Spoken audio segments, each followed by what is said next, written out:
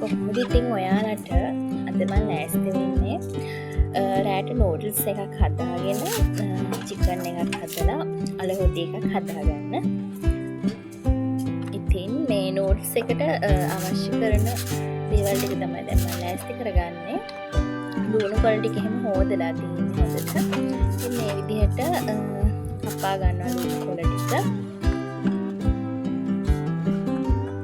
පස්සේ කැරට් ටිකත් ගා ගන්නවා.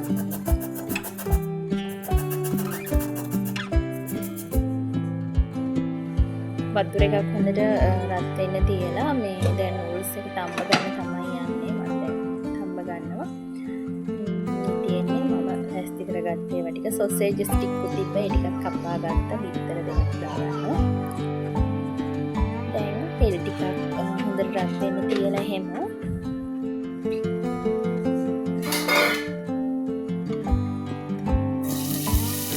කැරට් ටික මේ විදිහට දා ගන්නවා. ටෙම්පරාදු කර ගන්න ඕනේ කරලා.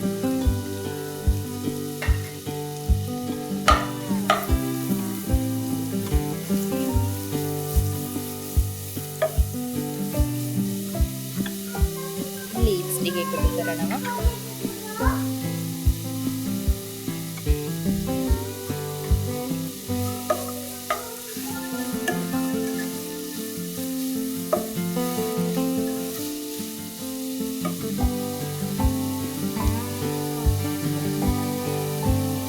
ගම්මිරිස් ටිකක් එකතු කරගන්න ඕන. රසායන ලුණු එකතු කරගන්නවා. මම ගොඩක් සැරට එකතු කරගන්නේ පපාලා නිසා.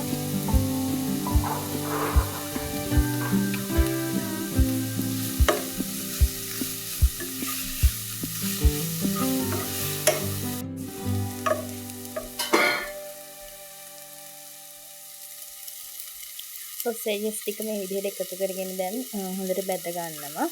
මම කලින් බැදලා ගත්තේ නෑ. මේකටම පොඩ්ඩක් ෆ්‍රයි කරලා ඔහොම ගන්නවා. ඒකලා ටිකක් බැදුනට පස්සේ අපි බිත්තර එකතු කරගන්නවා.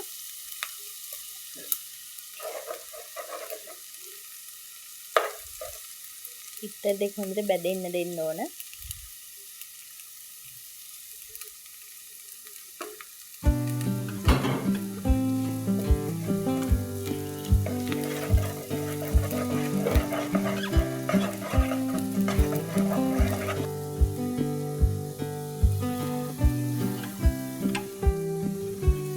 ඔක්කොම හොඳින් මේ විදිහට කවලම් කරගන්න ඕන.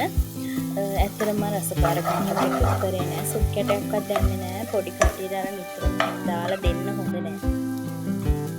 මේ විදිහට හදාගත්තමත් රසයි. දැන් නූඩල්ස් ටික එකතු කරලා මේ විදිහට හොඳට මිශ්‍ර කරගන්න තමයි තියෙන්නේ.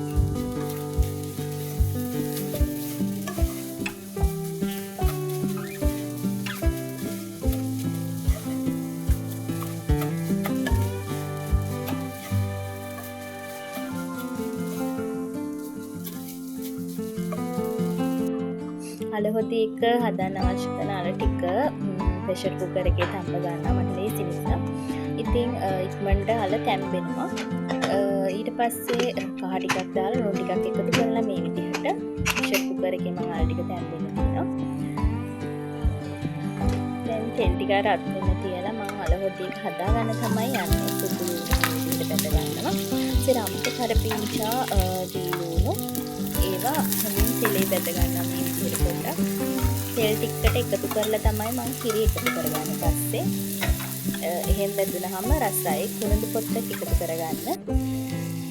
ඊට පස්සේ කහ ටිකක් එකතු කරගන්නවා. මම මිරිස් ගොඩක් දාගන්නෙත් නැහැ මේ බපාලා ඉන්න නිසා. ලුණු එකතු කරගන්න මේ විදිහට රසායන පස්සේ එකතු කරගන්නවා. හොඳින් බැදුනන් පස්සේ වතුර චුට්ටක් එකතු කරගන්න.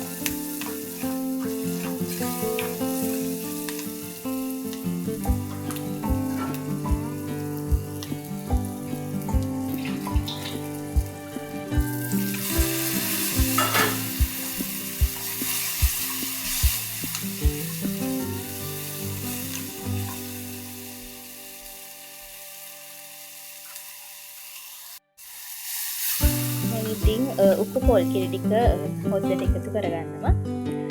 ඇතරම් බ්ලෙන්ඩර් කරලා ගත්තාම හොඳට උප්පුවට පොල් කිරි ටික තියෙනවා. දැන් අල ටික මම එකතු කරගන්නවා. අල තම්බලා අරගෙන හොද්දලා මේ විදිහට එකතු කරගන්න ඕන. දැන් ඉතින් හොද්ද ටික වෙලාවකින් මේ විදිහට උඩරන්න ගන්නවා. එතකොට හොඳට හොද්ද කවලම් කරන්න ඕන. නැත්නම් කැටි ගහන්න බලනවා. සමහර අය නම් එකතු කරගන්නවා දෙහිවුෂ. මම එකතු කරගන්නේ දැන් චිකන් එක හදා ගන්න තමයි යන්නේ. මේ විදිහට තෙල් රත් වෙන තියලා මම මිරිස් කුඩු එකතු කරගන්නවා.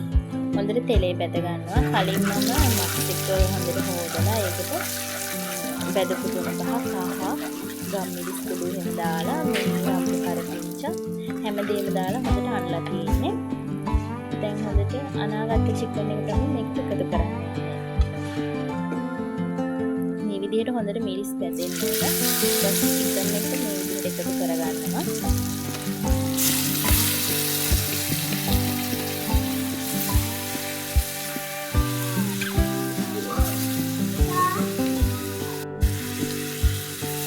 වතුර ටික හොඳට එකතු කරලා චිකන් එක හදාගන්න තමයි තියෙන්නේ. චිකන් හදන එක එක විදි තියෙනවා. ඔක්කොම තෙලේ බැදලා ගන්නත් පුළුවන් මිරිස් කුඩු ඔක්කොම. එනවාට මේ විදිහට ඔක්කොම අනලා තෙලට දාගෙන උයාගත්තාම රස තියෙනවා. චිකන් එකේ. ඉතින් දැන් ඉතින් උයාගෙන මේ හදාගත්ත නූඩ්ල්ස් එක ඊට පස්සේ චිකන් එක අල හොදි එක දැන් ඉතින් වීඩියෝස් උත් ඔයාලා බලන්න හොඳේ. එහෙනම් සුබ දවසක් වේවා හැමෝටම.